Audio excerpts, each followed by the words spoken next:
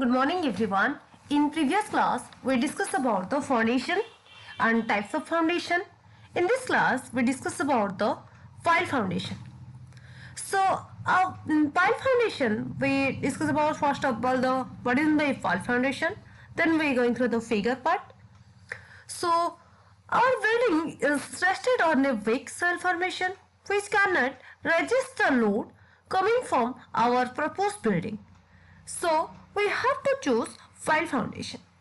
So here pile foundation is combined with pile and pile cap and column.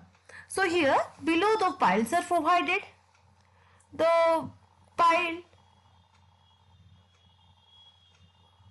after the pile provided, the pile cap is provided to cover the piles, and after that the column is provided.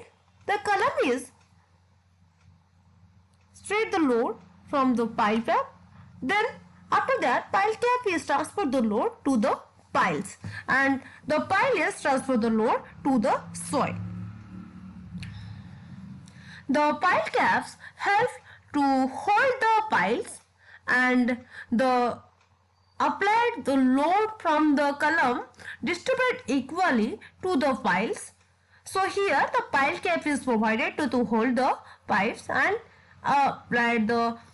distribute the load equally. Okay.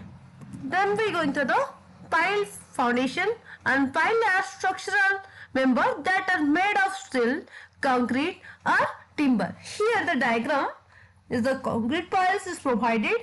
Here normally piles, these are the piles. After that the construction of pile, the pile cap is provided. So here the steel pipe also provided, which is the pile. It is the rock formation, end bearing strata. Then the pile is provided. After that the pile cap is provided. Then the column is provided. The load directly applied to the column. Then the column transfer the load to the pile cap. Then the pile cap transfer the load to the pile, and the pile transfer the load to the ground. Or so here in this type of pile is steel pile is normally provided in soft soil.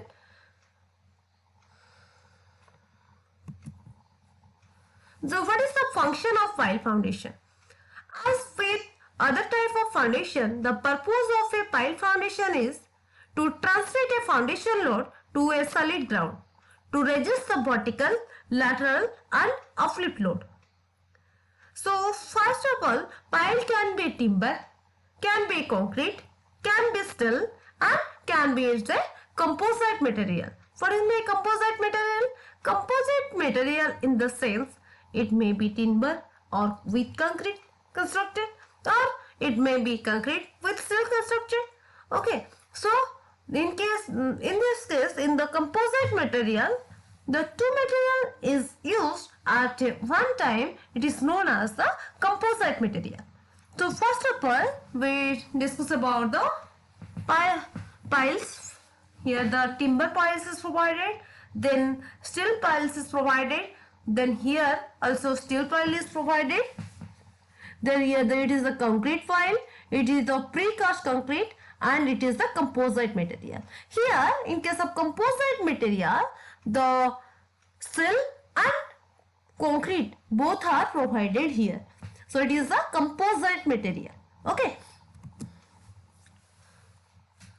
So first of all, normally we use the concrete pile in the construction. So first of all, we discuss about the concrete pile.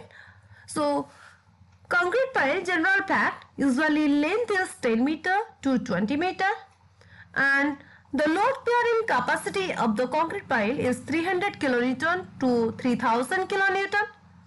And what are the advantages of concrete pile? Concrete pile normally it is a corrosion resistance and can be easily combined with a concrete superstructure. So then we go into the disadvantages. What are the disadvantages of concrete piles? It's difficult to achieve proper cutoff, And also in the precast concrete pile, it's difficult to transport because it's much more heavier than other material, so it's difficult to transfer. Then we go into the pile foundation. The pile can be divided into the two major category. First one is enduring piles. Second one is the friction pile. So first of all, we discuss about the enduring piles. If the soil boring records presence of bedrock at the site within a reasonable depth, piles can be extended to the rock surface. In case of enduring piles, then we go into the friction pile part. When no layer of rock is present at a site, the point bearing piles become very long and uneconomical. So in this type of subsoil, piles are driven through the softer material to specified depth. It is known as the friction pile. Okay, the enduring piles and the friction pile is different. Okay, so first of all, we know the enduring pile is provided in the bedrock area. Okay, the friction pile is when the rock is present at a subsequent depth, then we provide the friction pile. Then we going through the pile cap reinforcement. To hold the piles, we provided the pile caps. After that, we provided the columns. So here we discuss about the pile cap part. The pile cap here consists with reinforcement. So pile cap carry very heavy point load, tend to produce high tensile stresses at the pile cap. Okay, here the reinforcement is designed to provide the resistance to tensile bending force in the bottom of the cap, resistance to vertical shear.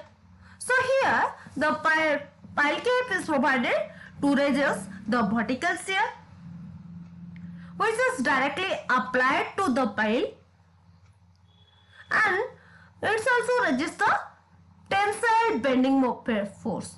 Okay, and so here the pile cap is provided, which is reinforcement pile cap. Okay, after that the superstructure, which is the column part, is provided.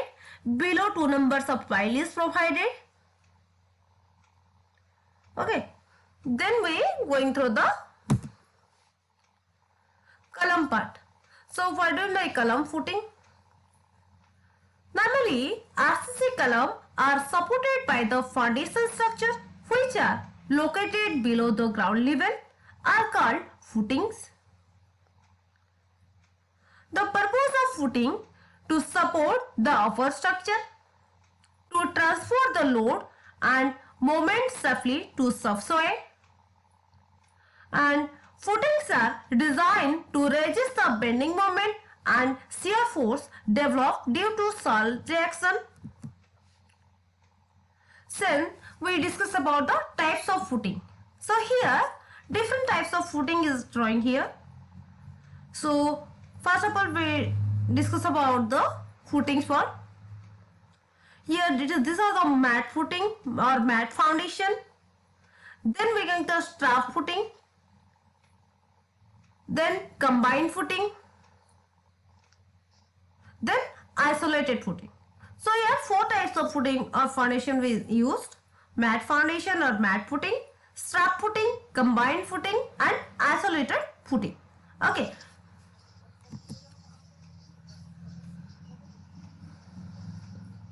The structural design of the footing include the design of depth of footing, reinforcement required, check and serviceability.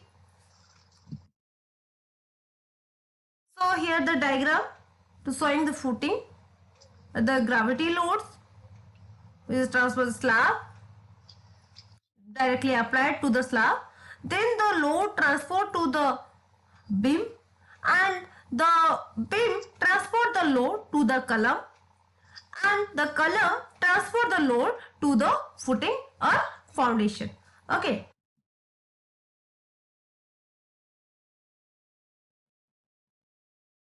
Okay. The remaining part we discuss in the next class. Thank you.